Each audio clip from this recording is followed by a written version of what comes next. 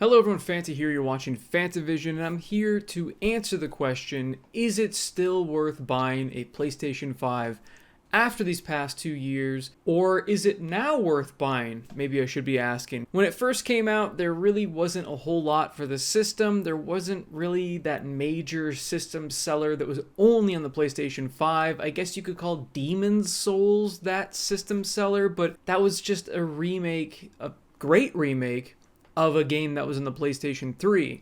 So it was kind of hard to really say, hey, you need to run out and buy a PlayStation 5 day one. And honestly, 2 years later, I'm still kind of feeling the same way. But before we continue, please do like the video. It really does help. So let's start with the fact that it is still not super easy to get the PlayStation 5. If you look at Amazon, Walmart, Best Buy, any of the big box stores, you can't get a PlayStation 5.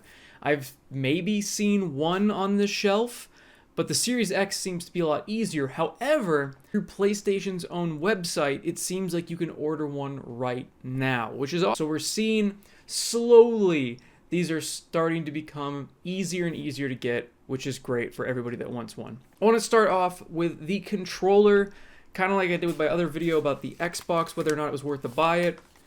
I love this controller. This is such an awesome controller. I like that they made the light bar a lot smaller. The battery lasts a lot longer than the PlayStation 4.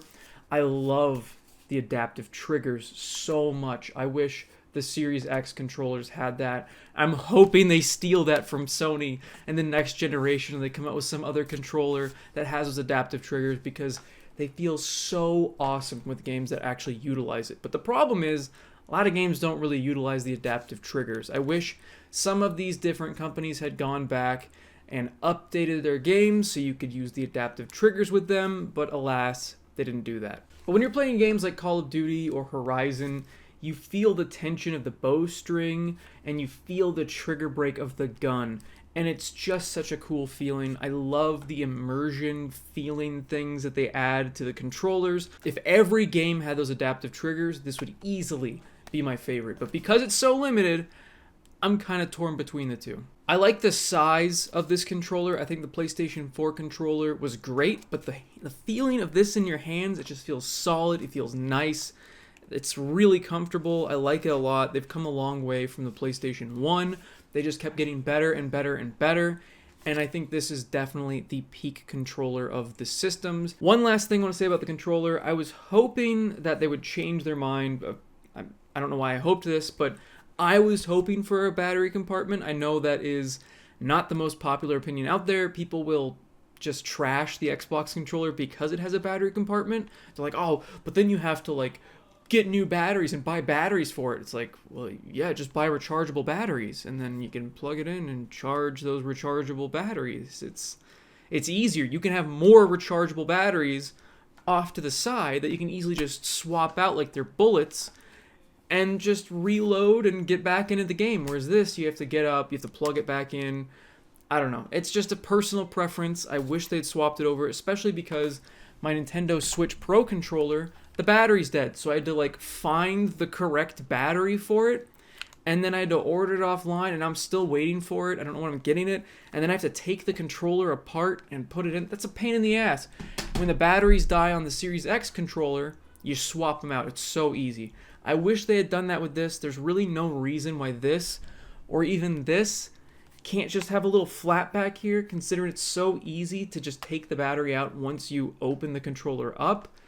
I don't know. It doesn't make sense to me, guys, but I guess they weren't thinking about that. I mean, it makes sense why phones don't do that, just because they want it to be, watertight, but we're not using these things near the pool. We're not using them in the bath. I mean, maybe some people are, but it's still going to break regardless. It's not watertight because of all the different openings for the speakers and the buttons and everything else.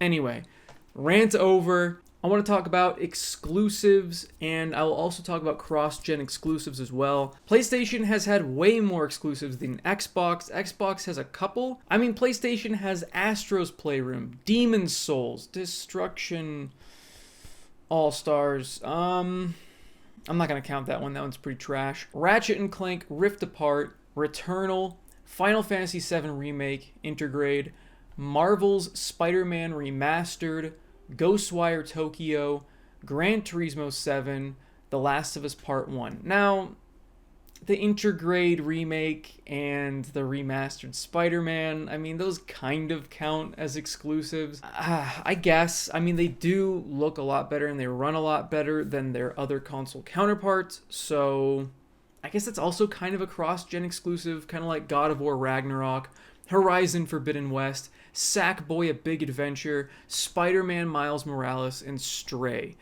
So there's a lot of games that are only on PlayStation systems and PC.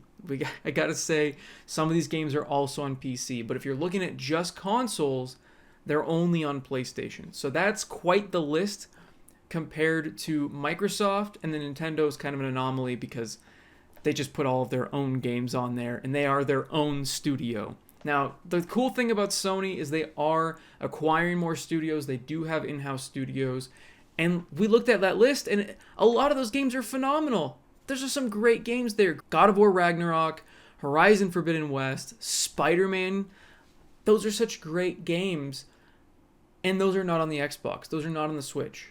So it does get quite an advantage there. So if you're looking at whether or not it's worth it to buy a PlayStation 5, you got to look at some of those PlayStation 5 only games, if you can't afford a PC, of course.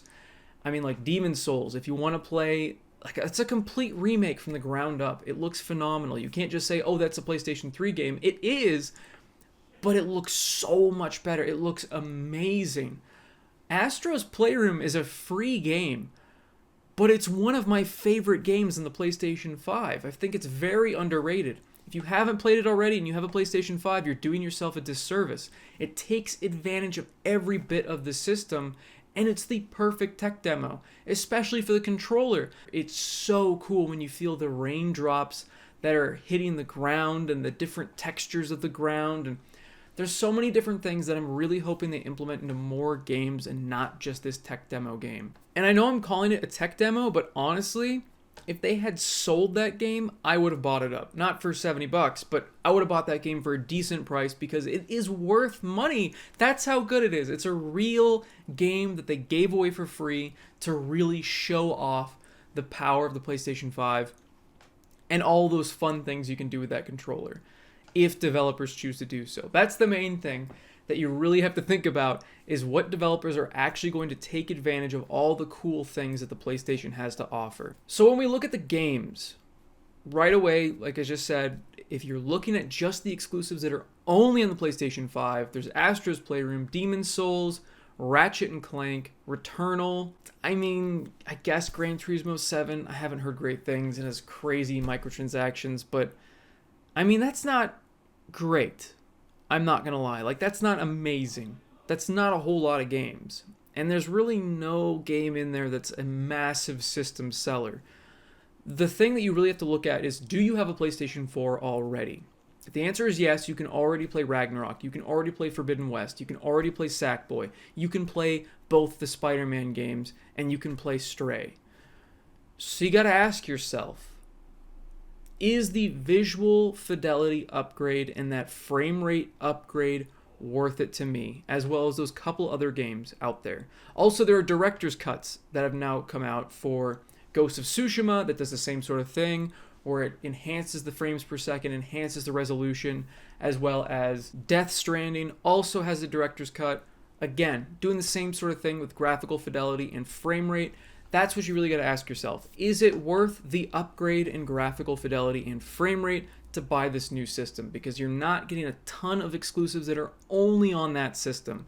So if you don't have a PlayStation 4, I think the PlayStation 5 is an instant buy if those games sound good to you, because you might as well get the most powerful system, especially since they've already announced that the new Spider-Man game is only going to be on the PlayStation 5, and I guarantee that from here on out, most of the games are going to be not cross-gen anymore, especially the exclusives. Those are going to be PlayStation 5 only. So if you want to be future-proof and you want the best graphical fidelity and FPS and you don't have a PlayStation 4, instant buy. I think it's worth getting a PlayStation 5 for sure. However, if you have a PlayStation 4, you're tight on money, there's really nothing out right now on that exclusives list that I mentioned that really catches your fancy, and you don't mind playing God of War Ragnarok, you don't mind playing Forbidden West or Miles Morales or Spider-Man at a lower graphical fidelity with less frames per second, then honestly just keep your PlayStation 4. I mean, the PlayStation 4 is still very powerful. I was having tons of fun with Spider-Man before I got the remastered edition. It's still worth the upgrade to the PlayStation 5, honestly, just because of that frame rate, in my opinion.